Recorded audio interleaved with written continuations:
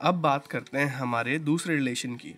जब हमने कहा है कि ये बेंडिंग स्ट्रेसेस हैं और हम बात कर रहे हैं बेंडिंग इक्वेशन की, लेकिन अभी तक हमने कोई मोमेंट का जिक्र तो किया ही नहीं।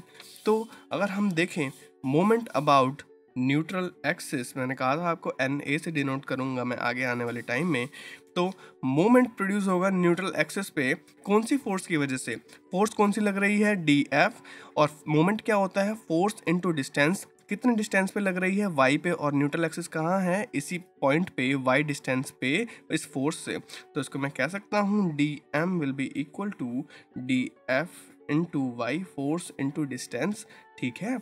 अब फोर्स ऑन द स्ट्रिप, इसी फोर्स को मैं लिख सकता हूँ stress into area. DF is equal to, अगर ये कोई स्ट्रेस प्रोड्यूस कर रही है तो उस स्ट्रेस को मैं कह सकता हूँ, उस फोर्स को मैं कह सकता हूँ स्ट्रेस इनटू एरिया। कितना है इसका? DA।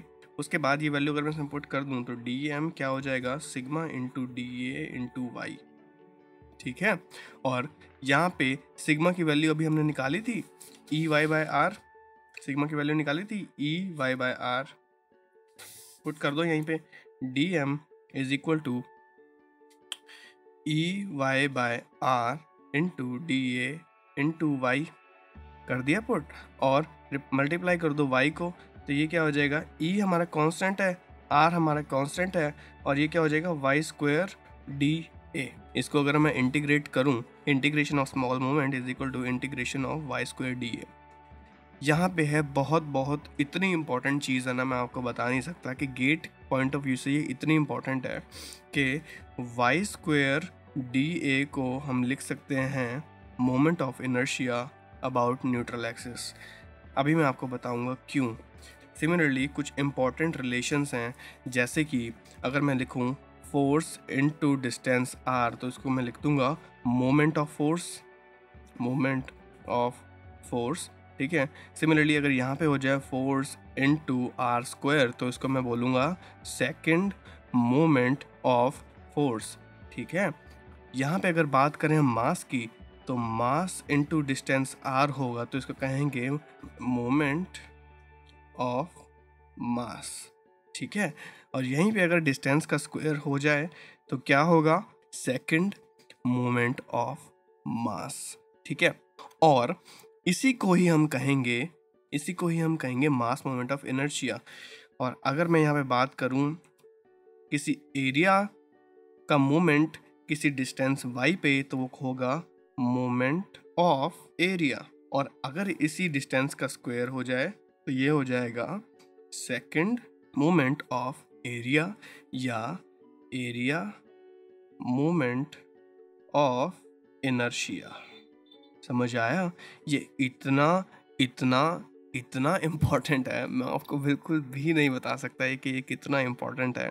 इतना ज़्यादा डीप में जाने की ज़रूरत नहीं है इसको पूरा कैसे समझने की। इसको बहुत समझ लो कि भाई ये force into distance moment of force होता है, mass into distance moment of mass होता है, एरिया इनटू डिस्टेंस होता है मोमेंट ऑफ एरिया। वॉल्यूम से कंफ्यूज मत हो जाना, ये डिफरेंट टर्म्स हैं। ठीक है।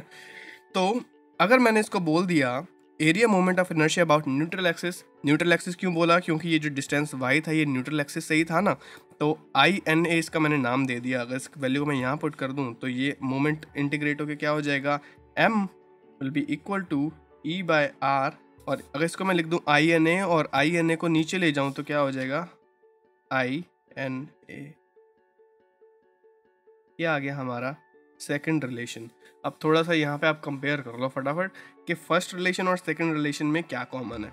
M/I is equal to E/R, sigma upon y is equal to E/R। अगर इन दोनों को मैं इक्वल पुट कर दूँ तो मेरे पास जो इक्वेशन निकल के आती है उसको मैं कहता हूँ बेंडिंग इक्वेशन। इस चैप्टर की सबसे बढ़िया, सबसे इम्पॉर्टेंट, सबसे स्कोरिंग इक्वेशन बेंडिंग इक्वेशन। ये बेंडिंग इक्वेशन क्या कहती है कि M/I is equal to E/R is equal to sigma by y. ये M क्या है? मोमेंट। I क्या है? Inertia about neutral axis. R है हमारा रेडियस ऑफ कर्वेचर। E है हमारा यंग्स मॉडुलस। सिग्मा है हमारा बेंडिंग स्ट्रेस। Y है हमारा stress eight a distance y from neutral axis.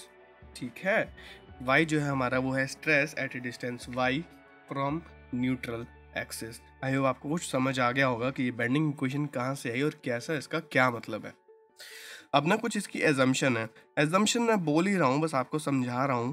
पहली जो एजम्पशन है वो ये कहती है कि जो बीम थी वो हमारी इनिशियली स्ट्रेट होगी और उसका जो क्रॉस सेक्शनल एरिया होगा वो बिल्कुल कांस्टेंट होगा, मतलब वो प्रिज्मेटिक बीम होगी। प्रिज्मेटिक बीम का मतलब ये होता है कि अगर वो सर्कुलर है तो वो थ्रू आउट सर्कुलर रहेगी। यहाँ पे इसका डायमीटर डी था तो वो डी ही रहेगा, ना D1 होगा ना D2 होगा, पूरी लेंथ की बात कर रहा हूँ।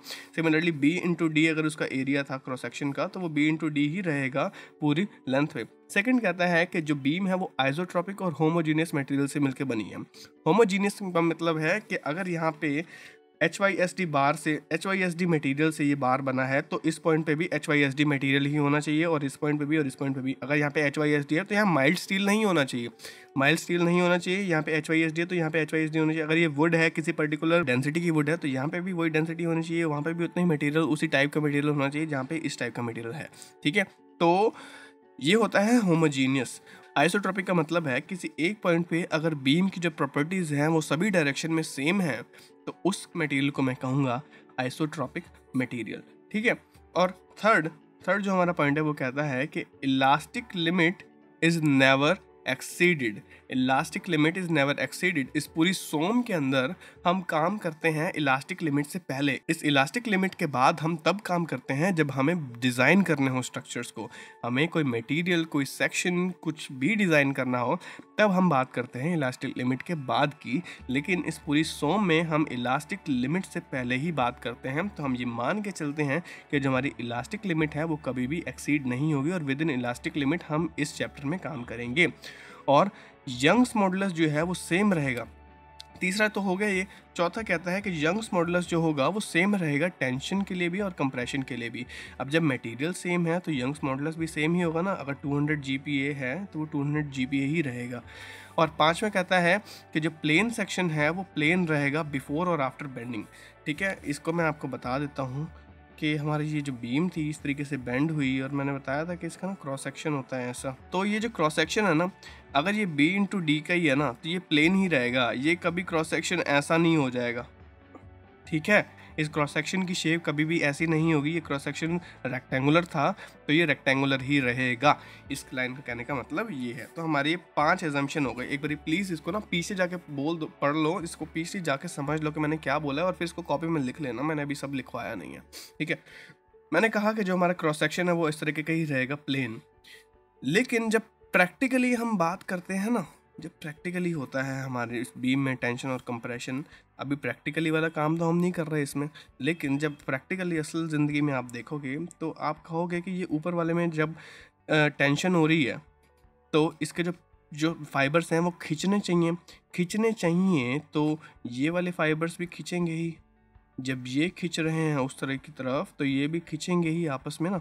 तो ऊपर वाली जो लेंथ है वो थोड़ी सी कम हो जाती है। अगर इनिशियली वो ऐसा था तो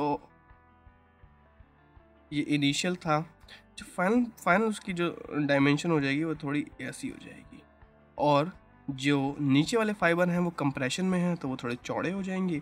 तो ये हमारी डायमेंशन इस तरीके की हो जाएगी, ये डायमेंशन इस तरीके की हो जाएगी, और इसको कहेंगे हम कंप्रेशन में थोड़ा सा यहाँ पे बढ़ गया है इसका, और ये हो गया टेंशन में, यहाँ पे हमारी डायमेंशन कम हो गई है। ये है प्रैक्टिकली।